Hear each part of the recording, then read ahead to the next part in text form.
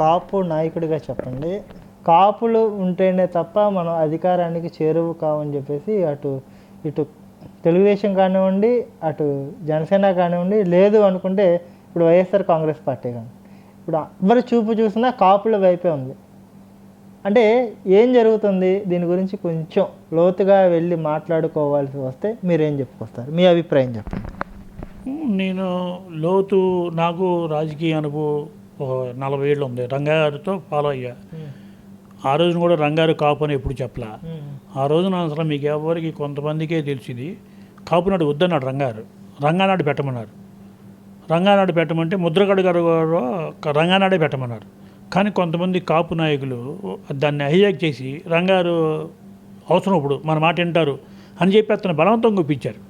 కాపు కాదండి మనకు కావాల్సింది ఎస్సీ, బీసీ, మైనారిటీ, కాపు వీళ్ళందరూ కలిస్తే ఆ రాజ్యాధికారం ఎంతో దూరం లేదు. వీళ్ళందరూ కపట నాటకాలు ఆడే బదులు వీళ్ళందరూ ఒకే తాటి మీదకి వచ్చి బయటికి రండి, వైసీపీ నుంచి, తెలుగుదేశం అందరి నుంచి బయటికి రండి.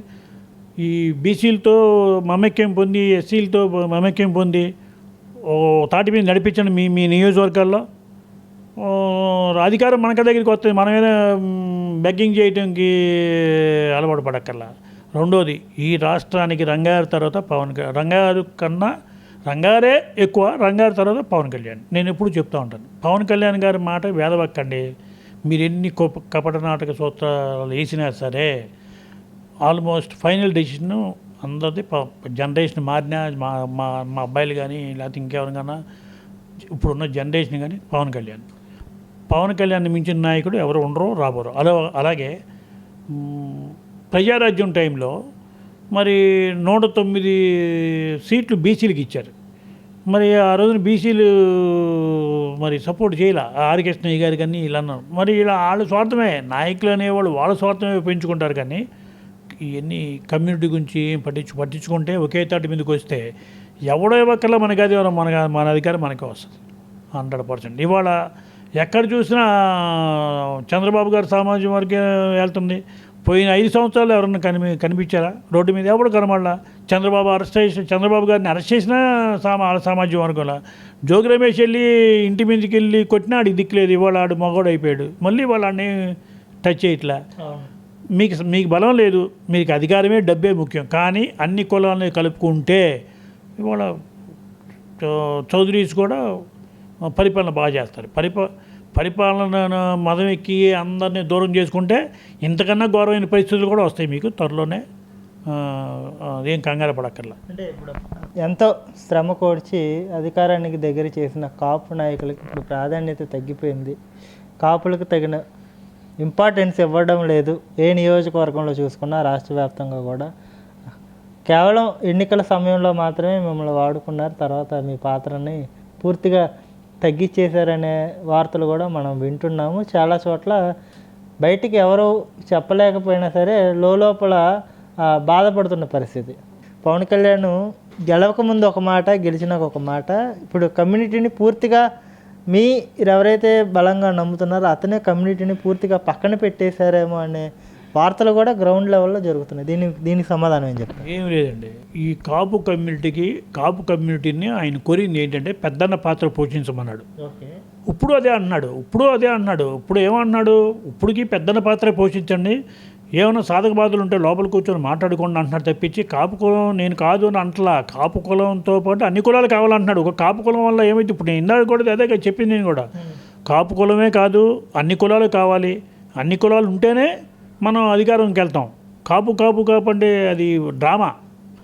పవన్ కళ్యాణ్ గారు అప్పుడు చెప్పిన దానికి ఇప్పుడు చెప్పిన దానికి తాత్పర్యం ఒకటి. అప్పుడు చెప్పింది పెద్దన పాత్ర పోషించమన్నాం. ఇప్పుడు ఏం చెప్తుంటే కులాన్ని బయట ఎందుకు వేయటం, అన్ని కులాలు కలిపి అన్ని కులాలకి సమాధానం చెప్తాం మనం. ఇప్పుడు మనం ఎందుకు వస్తున్నాం రాజకీయంలోకి? అణగారిన జనాల్ని పైకి తీసుకొచ్చి మనం అందరం చేద్దాం అనుకున్నాం. మరి అణగారిన జనాలు కాకుండా కాపు అంటే తప్పే కదా. కాపు కాదు, కాపులకి ప్రతినిధి ఆయనే. అది 100% ఆయన ఒప్పుకోకపోయినా ఈ ఆంధ్రప్రదేశ్ జనాభాకి ఆయనే ఏమంటాడు? కాపు, ఎస్సీ, బీసీ, మైనార్టీ, కాపు అన్నీ కలిసి మనం పరిపాలిద్దాం అని అంటాడు. అది అది అంతేగాని కాపుల్ని అప్పుడు ఎలక్షన్ తర్వాత కలుపుకొని ఇప్పుడు ఏం వదిలేరే అతన్ని. ఇంకోటి కూడా ఉంది, కాపులకే తప్పు చేస్తున్నారు. ఇప్పుడు మొన్న అన్నాడు, ఒక 4 పేర్లు చెప్పాడు, ఎందుకు వెళ్ళిపోయారు నాకు తెలియదు అన్నాడు. నిజంగానే ఎందుకు వెళ్ళిపోయారు మాకు తెలియదు. కొన్ని విషయాలు హైకమాండ్ జరుగుతాయి కానీ ఏం జరగవు కదా.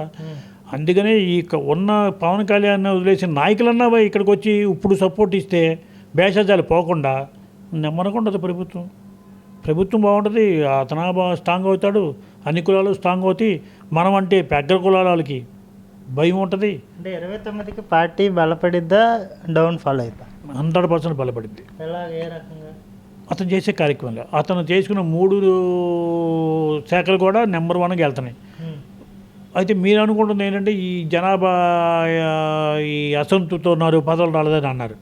పదవులు రాకపోతే మన పవన్ కళ్యాణ్ గారు ఒక మాట అన్నారు, అవసరం ఇచ్చినప్పుడు కార్యకర్త బాధపడితే నేను ఒప్పుకోను, నాకు తెలుసు బాధపడుతున్నారో లేదు కూడా తెలుసు, కానీ కొంతకే సహనం, తర్వాత హద్దు మీరితే నేను ఒప్పుకోను అని డైరెక్ట్గా సమాధానం చెప్పాడు అతను. అందుకని ఏ కులానికి అన్యాయం చేయని ఆయన ఊరుకోడు. నెక్స్ట్ బలపడేది ఆయనే. బలపడిద్ది అంటారు 100%. అంటే ఓవరాల్గా ఏం చెప్తారు? అదే ఈ ప్రభుత్వంలో ఆ సామాజిక వర్గం అజమాయిషి కొద్ది తగ్గించుకొని నేను కూడా ఇంకో ఉదాహరణ కూడా చెప్తున్నాను. గుడివెళ్ళే గొడవలు జరుగుతుంటే బోండవమ్మ కావాలి, గుంటూరులో గొడవలు జరుగుతుంటే బోండవమ్మ కావాలి, నర్సరాపేటలో గొడవలు కావాలంటే బోండవమ్మ కావాలి, స్టేట్లో కాపు రోడ్లు కావాలంటే రాధాబాబు కావాలి. ఏంటి మరి ఇప్పుడు వీళ్ళిద్దరేరి? ఇప్పుడు మొన్న ఎలక్షన్లో మరి మీరేగా అక్కడికి పంపించారు, ఇక్కడికి పంపించారు. బోండవమ్మ ప్రాణాపాయ స్థితిలో ఉండి బయటకు వచ్చాడు. మరి దానికి సమాధానం ఎవరు చెప్తారు?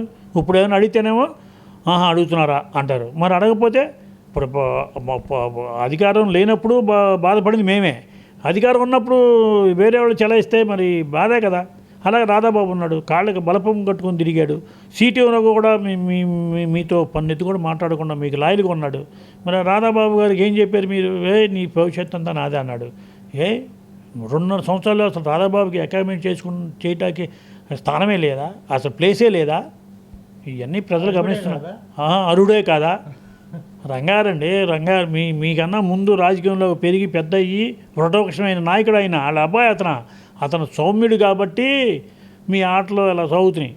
మొన్న బోండవమ్మ కానీ గొంతు నొక్కేస్తా అంటే ఏదో గొంతు ఏదో కోసేసారంగానే దానికి ఏదో ఫీల్ అయిపోయారు. ఇప్పుడు అందుకనే అతను కూడా వీళ్ళిద్దరూ మరి మీ పార్టీకి 5 సంవత్సరాలు ఎంత కష్టపడ్డారో అందరికీ తెలుసు. మరి మీరు చేస్తున్న పనులు అయ్యాగా.